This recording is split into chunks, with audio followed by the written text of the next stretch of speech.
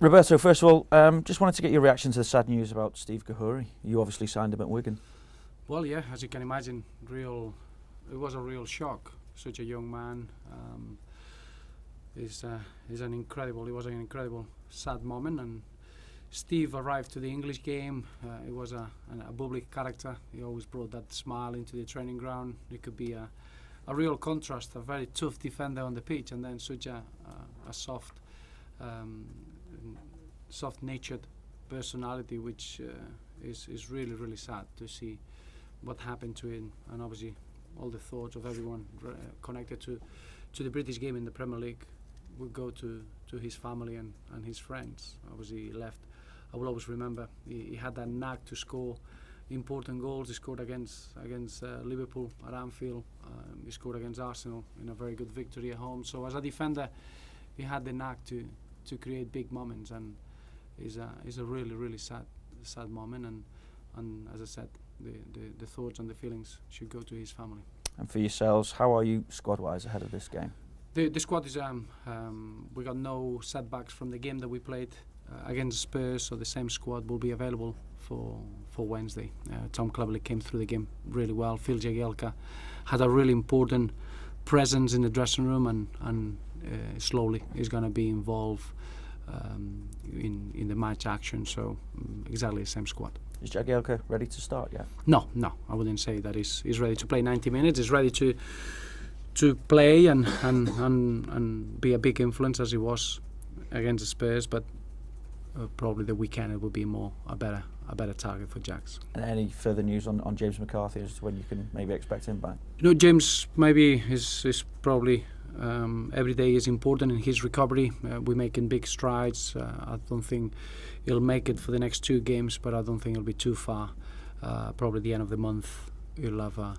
We need to make sure that he's fully recovered. When you get a little bit of a setback like this, we need to make sure that he's strong and ready for the second half of the season. And Steven Pina has been working really well and should be available for the weekend. So we got good news in that respect. There continues to be speculation around certain players within your squad, notably Kevin Morales and a link with Monaco at the moment. What's the situation there? Well, I'm sure that over this window is going to be that sort of trade. I think we're going to have a few players that the squad is still really large, because it was a squad prepared for Europe and European football. So probably we got 2 or 3 bodies that they haven't been able to get as much football as they needed or as they wanted. We got the Euros around the corner, so it's going to be a couple of decisions that we need to make in order to benefit everyone. But I wouldn't speak about any individual at the moment. Whenever there's a situation that we feel is good for the player and our squad in general, we'll announce it, but there's nothing to comment in any of the individuals at the moment. You've often said, though, that Morales is a big player for you, yet he's started just one of the 9 games that he's figured in since that sending off against Swansea. Does that mean then that you are open to offers for him? No, not at all. No, I think what we're seeing with Kevin is that he signed a new contract in the summer. He had a really strong pre-season, and as you know, we allow football to make decisions. We got really good attacking options, and Kevin was unfortunate. He started the first game against Watford, and from there he had a little niggle, a little injury, and he got a 3-game suspension. But the way he's been working in the last few weeks earned him a start against Newcastle. I thought he did really well, and I expect Kevin to have a major influence in the second half of the season. Taking into consideration that we got a really good attacking play in our team and the options that we got going forward are there for everyone to see. So the opportunity for every player is to use good moments of form to help the team, and Kevin is a big part of that, as he showed against Newcastle. I know you've spoken about Stephen Naismith as well, but has there been any developments there? And also Aidan McGeady as well, because he's again being linked with a move back up north. No. As I say, no developments, and I'm sure there'll be a lot of rumours, but whenever there is something that we can announce firmly to our fans, we'll be the first ones to do it. When you look at this cup tie, Roberto, and you've won 3 of 11 at home in the Premier League, are you happy to be at home first in this 2-legged tie? No, I don't think that's the case. I think when you got a two-legged affair against any team, you won the second leg at home. I know for a fact Goodison will be rocking. I think the atmosphere that we're going to see tomorrow is going to be very much special. I think the League Cup competition has been a phenomenal competition for us. We've seen the away support and the home support, helping the team to get through against the teams that we faced. And it's no difference. We're going to get far in this competition, and when you do that, you have to face a team like Manchester City. In my eyes, a team that they are expected to win any competition that they go into. But I feel that playing at home with our fans, Goodison at its very, very intimidating best, we can face anyone, and we're looking forward to replicate the level of our performance against the Spurs in order to have a very good game. So we'll take whatever the draw gave us. We're playing at Goodison first, and we need to make sure that that's in our real advantage with the voice and the support that we're going to have. That said, there seems to have been at times frustration and uneasiness amongst the crowd at Goodison, maybe stemming from they worry that the side, if it underachieves this season, will then eventually break up. What would you say to that? Well, I think first and foremost we need to be very much aware of the special side that we have. We shouldn't be worried about losing players, because if we lose anything of this squad, it's going to be for football reasons, which ultimately the squad will benefit from it. I think it's been a big turnaround of footballers in the last 3 seasons from the players that we have now. For me, they are world class. We got experienced players that they know what it means to play for Everton, and then we got young talent developing big roles already in a team. And when I say young talent, it's players that they haven't played big amount of games, but they got the personality and the character to become important. Players at the age of 21, at the age of 22, that needs a bit of a process to become a winning team. But I think the fans are sharing the same frustration that we share. We know that we show great signs this season, but we need to be patient. We can't just overnight click our fingers and expect that we're going to become a good team and a team that can score goals and be attractive to watch like we want to do it at Everton, and then expect to be having experience and know how to keep leads and win games with ease. I think the performances, they've been very, very consistent, and probably that's where the frustration comes. But we all need to learn as a football club that we got a special group of players that we have to help them, that we need to be part of the process of make them stronger in keeping leads, in helping them in getting points that the performances deserve. And we can only do that with the support of our fans, and that anxiety will turn into a special way of helping our young players to be developed. So it's very much looking forward to the second half of the season and understanding that this group of players are special, but we need the support of our crowd and the support of our fans. To that end then, do you have to win the fans back?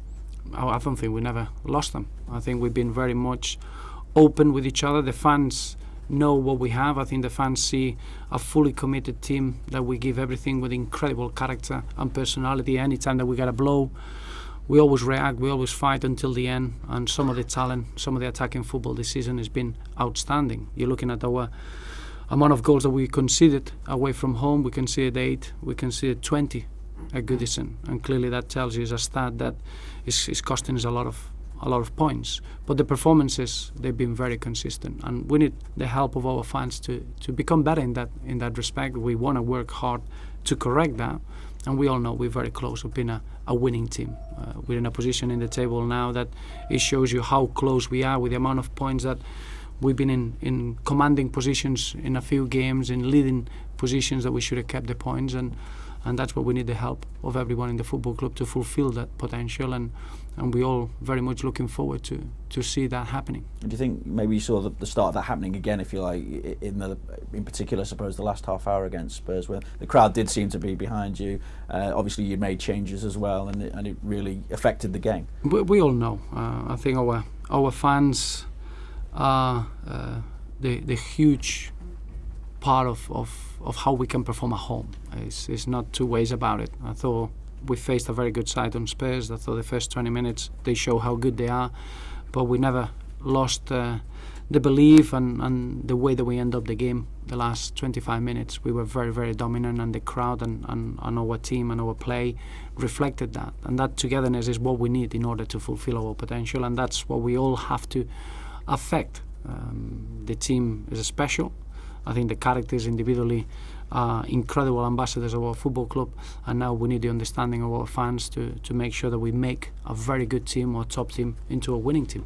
And how crucial then is this one competition to developing that squad and realising its potential? I think we all aware. It's January, we are involved in 3 competitions, and that's what we want. We had it last season, been in the Europa League and then the FA Cup and the League. This season is the semi-final of the League Cup, and we're really looking forward to that semi-final. That's something that we've been enjoying throughout, and now we wanna test ourselves again, probably the top seeded team in this competition now. So we're just looking at how good we can be in the League Cup and use it as a good springboard to get belief and confidence going into the league campaign. And over these 2 legs, how much of an opportunity is it for Joel to stake a claim for a regular start within this side? In any squad of football, you need good competition for places. I think Joel has been really good throughout the competition, especially in the last 2 games. I thought his performance against Norwich at Goodison and the performance against Middlesbrough was very good. Of another young player that has been developing is a little bit different in goalkeepers. You need to control the moments. Psychologically, you need to be very strong. I think Joel showed that. But we want to be a top team. Any top team needs to have good options in goal. Tim Howard is a phenomenal experienced head to have. I know he's been through a period where a couple of mistakes they've been highlighted the same manner that his top performance against Newcastle wasn't highlighted in the same manner, but he's a footballer that we know inside out. He's been 10 seasons giving everything that he has for our football club, and everyone knows you go through periods tougher than others, but he's a reliable character that we all appreciate immensely, and Joel now has got a great opportunity to carry on showing the good work that he's done this season. Is Joel ready though to be that regular starter, do you think? Well, at the moment we got 2 goalkeepers that they've been sharing that role and taking that role in a very important fashion, and every player, whenever is on the pitch, needs to be ready to understand what it means and what it takes to play for our football club. So I've been delighted with Joel's performances so far. Just finally from me, Roberto, just check on Leighton Baines. He seemed to hint that he's still having to manage an ankle problem. Is that the case, and how concerning is that? No, of course you have to manage your well-being as a footballer, and when you had an injury where you've been out of the football pitches for 7 months, you need to put extra attention, because you need to know extra work that you can do, any extra work to make that area strong. But it's not an issue. He's been recovering really well from game to game. Everything is being monitored really well, and it's not an issue from that point of view at all. Do you need to head to the Etihad with a lead? It's hard to tell. Obviously, they're going to be 2 competitive games, but 2 games between 2 sides that will both have the same approach, which is attacking football, scoring goals, and trying to win the game. I don't think you can give a definite answer. I think the answer is that you're going to see 2 teams that they're going to be fighting for 180 minutes, and I think whoever deserves to go through over that period is going to be the one going into Wembley. So I don't think the first 90 minutes will have a bigger say than the second.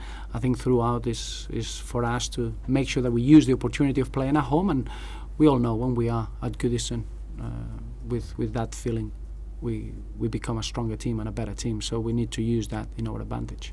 And you say about nurturing the young players and being patient with them and bringing them through. I've heard another manager say when they almost achieved something that it happened too quickly and too soon for the entire team as a whole. As your team, as your squad, are they ready to win?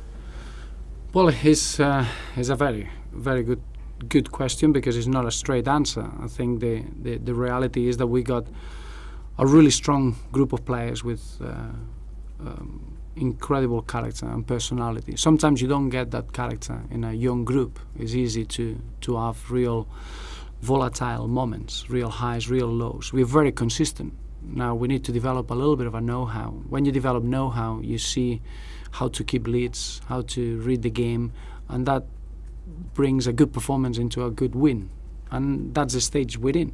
We are finding it that at times our performance was much better than the scoreline reflected, and that's the period that we have. But it's not a lack of hunger, it's not a lack of work rate, it's not a lack of character, it's not a lack of personality. If anything, it's a lack of know-how and experience, and clearly that comes with the bravery that a young player can give you. I think we got the talent that we have in our young talents is quite rare. I don't think you'll see another squad of players that they've got 21 years old and 22 years old with big, immense roles in the team, and that's something that it gets me really, really excited. But on the way, we shouldn't forget that we need work and we need patience and we need help in order to develop that know-how. Thank you. Roberto, just one from me. Going back, you were saying about the squad being too big, and obviously we've mentioned a number of players today who could possibly move on for those first team opportunities.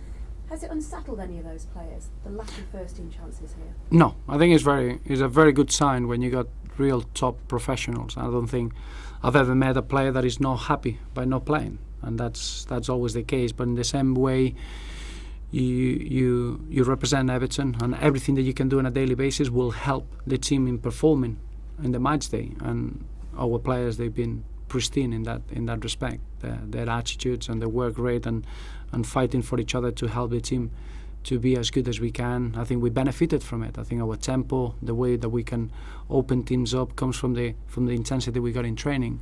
Clearly, you get into a point that certain players haven't played enough football, and is a bit frustrating, and is an opportunity for us to look into every individual situation that a player hasn't been playing. We can't allow that to carry on, and it's only fair that we find a solution. But their attitude, the way they contributed on a daily basis, they've been true professionals. Roberto, maybe Besic made a real impression when he came on against Spurs, so how do you see his role? Well, I think everyone was delighted to see Mo back to his full flow. It was so disappointing for him to pick up that injury against Chelsea so early in the game. He's a contagious character, and my best memory against the Spurs, it was when he's the first one to go and see John Stones after he had 3 Cruyffs in the box, and it was a bit of a restless feeling. He's a contagious footballer. He leaves the game, and it was great to see him fully fit and ready now to enjoy his football. It's been a frustrating start of the season, but that doesn't take anything away of the top quality that he has and how important it's going to be for us. So you do see him as a crucial player? Absolutely, yeah. I think he's been a crucial player. He's still a young man, because at his age he played a real big role last campaign, and this season we expected him to kick on from the start of the campaign. I think the injury set him back a little bit, but in a 10-month competition, now looking into the second half of the campaign, his freshness and his willingness to play well will be vitally important in our team. Cheers, Roberto. Thank you. Good luck.